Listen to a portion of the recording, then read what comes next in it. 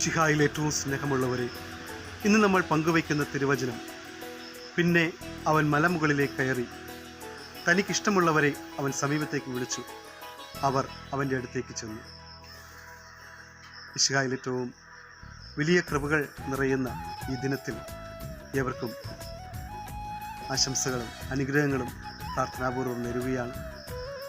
ഈശോ താൻ സ്നേഹിക്കുന്നവരെ അടുത്തേക്ക് വിളിക്കുന്നവനാണ്. നമ്മുടെ ഓരോരുത്തരുടെയും ജീവിതങ്ങളിൽ ഈശോ നമ്മളെ സ്നേഹിക്കുന്നുണ്ടോ എന്നുള്ളത് ചിന്തിക്കേണ്ട കാര്യം തന്നെയാണ്.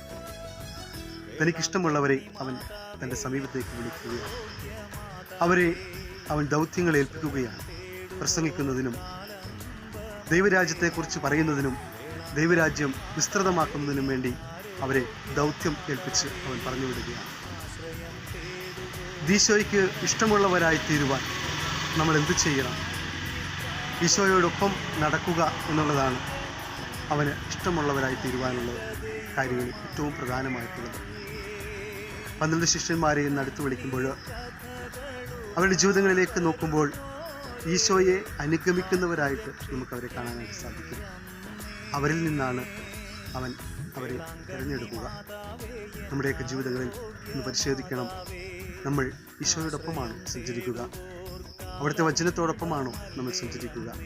അങ്ങനെയെങ്കിൽ തീർച്ചയായിട്ടും ഈശോയ്ക്ക് നമ്മളെ ഇഷ്ടമാണ്. അവൻ തനിക്കിഷ്ടമുള്ളവരെ സമീപത്തേക്ക് വിളിക്കുന്നത് ദൗത്യങ്ങൾ ഏൽപ്പിക്കുന്നതിന് വേണ്ടിയാണ്. ആ ഒരു ദൗത്യം ഭൂമിയുടെ അതിർത്തികൾ വരെ നൽകപ്പെടുമ്പോഴാണ് സ്വർഗരാജ്യം വളരുക.